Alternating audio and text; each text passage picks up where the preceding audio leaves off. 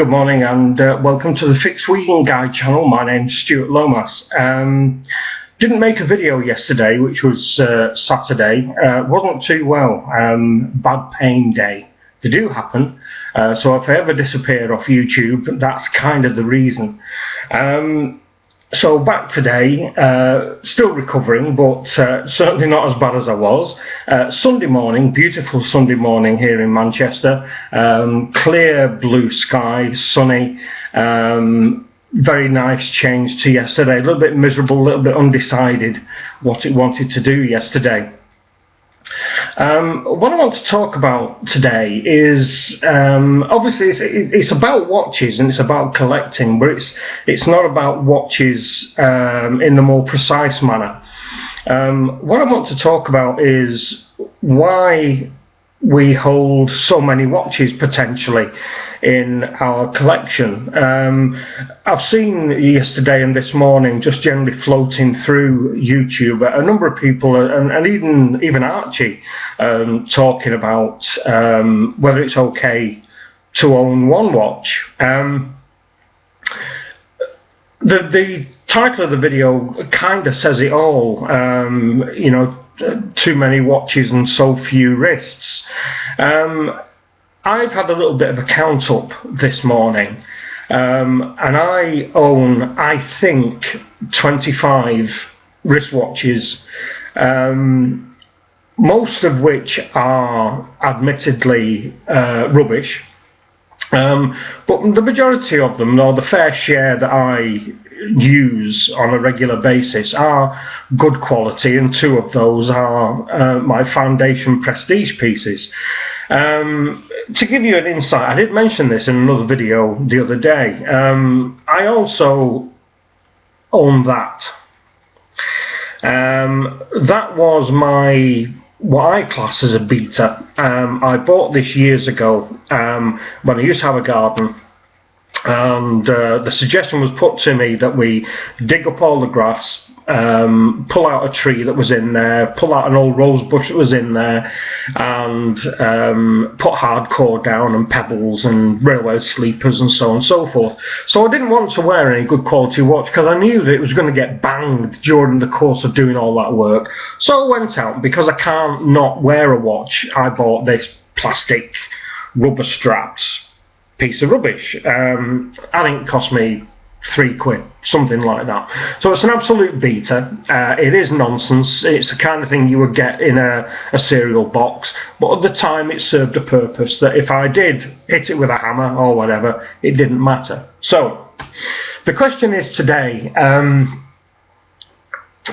why do we actually collect and own so many watches when, if you take me as an example, if I've got 25 wristwatches, most of them are not going to see the light of day. So if we cancel out the majority of my wristwatches, I have probably 12 which I use on a regular basis. So you've got to ask yourself, well, just hang on here a minute now. How are all those watches ever going to get wrist time? Because, you know, you've only got 7 days in a week. There are only 52 weeks in a year. So I think as human beings, we're automatically going to have a favourite or a couple of favourites that you will go back to time after time. And, you know, owning a number of watches which are going to be relegated, if you like, to the second division, because your first division is the ones that you're going to give a lot of wrist time to, then are you wasting the majority of your collection? I tried very hard, from my point of view, to give my watches equal wrist time, but it's very hard. What I used to do was I would change my wristwatch on a Saturday morning. I would then wear that watch probably up until Tuesday night, and then change it again for something else on Wednesday morning, so that, you know, I had a change. It's always nice to have a change of wristwatch, and my watches got equivalent usage in the real world. my Rolex, I think I must have stated this on a number of occasions, will only see high days and holidays. The last time I wore it was Christmas 2014. And I will be wearing it again next week because I'm leaving the UK for a couple of days and going across to Ireland for a wedding in the family. So my Rolex will be brought out and worn for the 2/3 days that I'm away from the UK. It is my prime piece, it's loved, it's cherished, and it will only see those kind of days. So I'm looking at a situation where I've got a collection of watches that I feel I use fairly and regularly, but probably know deep down in my heart that there are certain things that I would wear more regularly than anything else. So what is the point of buying more and more watches when essentially, unless you're going to put one on both wrists,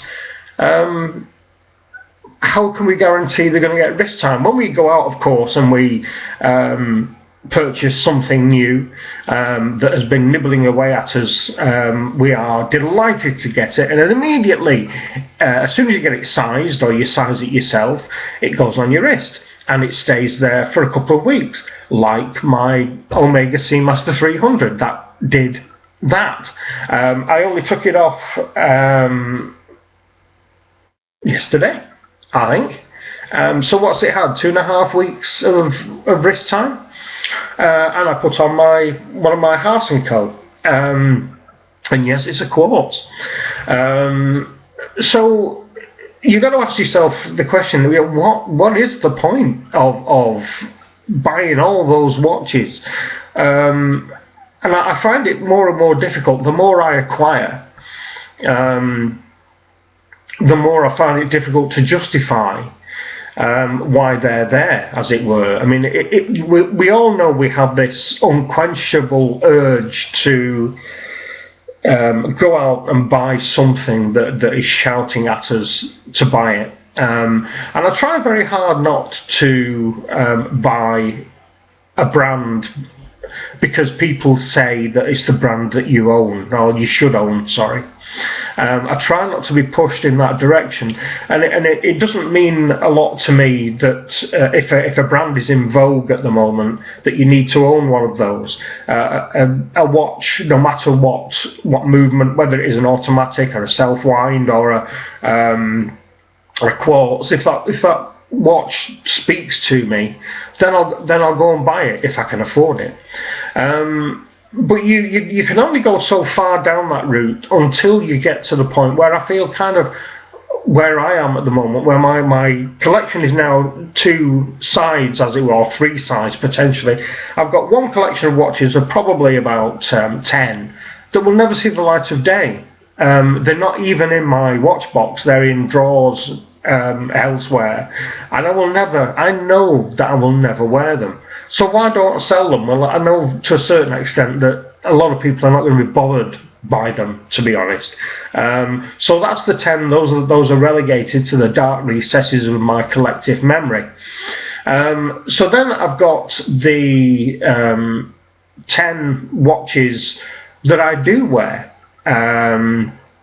And they're in a large watch winder. I've got 4 automatics in there and 6 quartz in there, and I do wear them on a regular basis, and I try to rotate them fairly, and I find it more and more difficult to actually give them all equivalent wrist time, because even within those 10, my Marina Militaire, my FIDI, if I only had one watch that I had to wear all the time, if all the rest were taken away, excluding my Rolex, and they said, look, out of all the others, you know, if you only had one that you could wear, I would wear my FIDI. I would be quite happy for that to be on my wrist all the time, because for now it satisfies the itch that I have to buy a Panerai Luminor. So having said that, Where do we go with that? If you've got all these watches that are sitting in a box that it is generally impossible to give equivalent wrist time. I know, I personally try very hard to utilize my automatics when I can, because like a lot of collectors, I do like to have an automatic on my wrist. I'm not biased against quartz. I own 6 of them. I like them all. They all are for different things. They all indicate different things. I have 2 that are pilot based. I have 2 that are like dress watches, which are rose gold. I have my 2 Hearts and Sea, which one the black dial, one the silver dial, and the rest I say are automatic, which are brilliant.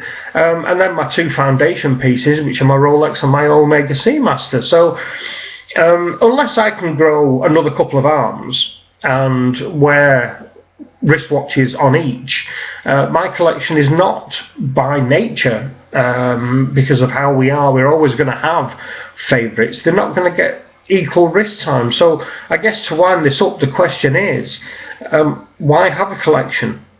Unless you're collecting for investment, where you know full well, if you have a collection of Pateks and Rolexes and Jaeger-LeCoultres and that kind of thing, and that you're buying them to hold on to, that in 10 years you can then flip them and perhaps get double, 3 times what you paid, then that's fine. I understand why you're building that collection. But for us mere mortals who spend money that we save for those, why do we do it? You and I know why we do it. We do it for the love of watches, and that's fine. But if you take a step back and think, well, yeah, in reality, how am I going to wear all these things? Let me know what you think. Let me know how you manage your watch collection. I suppose if you only got a couple of watches, it's not too bad. But if you've got in excess of 6, let's say, in your collection, how do you do it? Do you do one every, one a week? So you only get through your half-dozen collection once every 6 weeks. Is that how you do it? Let me know. I'd be interested to find out. I hope I'm not the only one with this quandary. So, as always, leave your comments down below. Better still, drop me a video. Let me know how you deal with your multiple watch collection and whether you find it hard to not wear your favourite one. Thanks a lot for watching. Sorry I wasn't around yesterday. I probably will make another one later on today about something else that's milling around in the muddle that is my head right now. Once again, thank you to all of you who are subscribing. It's amazing. I've got 90 subscribers now. Excuse me, who knew? And I shall speak to you again very soon. Bye bye.